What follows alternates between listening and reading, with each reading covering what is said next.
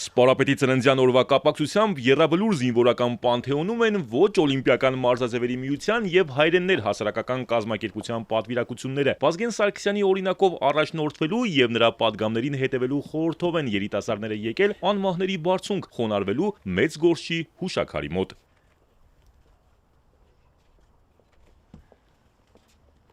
Մենք մեր հերոս տղերքի հետ եկել ենք հարգանքի տուրք մատուցելու։ Նրա անունը ոչ միայն էջերում է,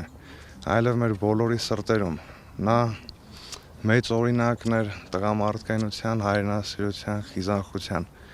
եւ Եռաբլուրը դա լուր օրինակն է բոլոր այն հերոս տղերքի, որոնք չխնայեցին իրենց կյանքը այն մեծ նվիրումը ունենալով հայրենիքի հանդեպ, զոհեցին իրենց կյանքը, նրանց անունը մենք երբեք չենք մոռանա։ Մենք խոնարհվում ենք նրանց շիրիմների առջև եւ վերահաստատում այն, որ նրանց գործերը շարունակվելու են, քանի դեռ սերունդները հիշում են նրանց։ Հայաստանի նորագույն պատմության, պետականության կայացման եւ բանակաշինության մեջ անուրանալի դեր ունեցող Սպարապետի հիշատակը հարգելուց հետո Հովհաննես Ծառուկյանն ու 44-օրյա պատերազմի մասնակիցները ծաղիկներ են խոնարհում նաեւ անհետ կորածներին եւ զոհված մեր հերոսներին նվիրված հուշարձանների մոտ։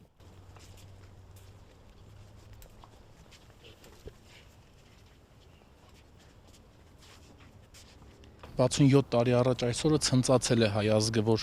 Սպարապետ Վազգեն է ունեցել։ Շատ հպարտ ենք, որ Հովհաննեսի հետ մենք այսօր եկանք այստեղ, երբ որ մենք մոտիկանում ենք այս 44-օրյա պատերազմի վիրավոր տղաների հետ Սպարապետի շիրիմին, ես վստահ եմ, որ նրա հոգին փառավորվում է, որ գիտի, թե ինչպիսի հետնորդներ ունի,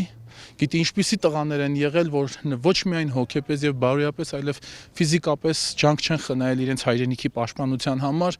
Օրվա շարունակությունը Աբովյանի Սուրբ Հովհաննես Մկրտիչ եկեղեցում է, տեղի է ունենում զինվորների օրհնության կարգ։ Մեր ազգի պատմության մեջ ոչ մի պատահական մարդ չկա։ Վազգեն Սարգսյանն էր, նաև Աստծուց էր։ Ասեմ ձեզ ավելին, խորվիրապում մարդի շապիկը արկել եկեղեցում ծառայելը։ Աստված օգնի բոլորիդ, բայց ձեզ մի հորդորող, մի բան ունեմ ասելու։ Պետք է շատ զավակներ ունենաք։ Ձեր տեսակը պիտի շատ լինի։ Քաջ, նվիրյալ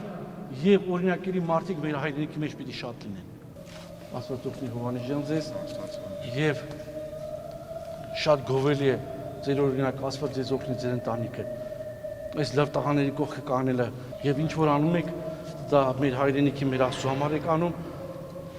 Աստված ձեզ օգնի։ Տեր Ժիրայրի խոսքով երիտասարդները պետք է շարունակեն Վազգենի գործը, մեր հողի վրա ամուր կանգնելով շենացնեն եւ ուժեղացնեն այս երկիրը։ Արամ Մանուկյան, Ալեքսանդր Կիրոյան, Էպիկենտրոն։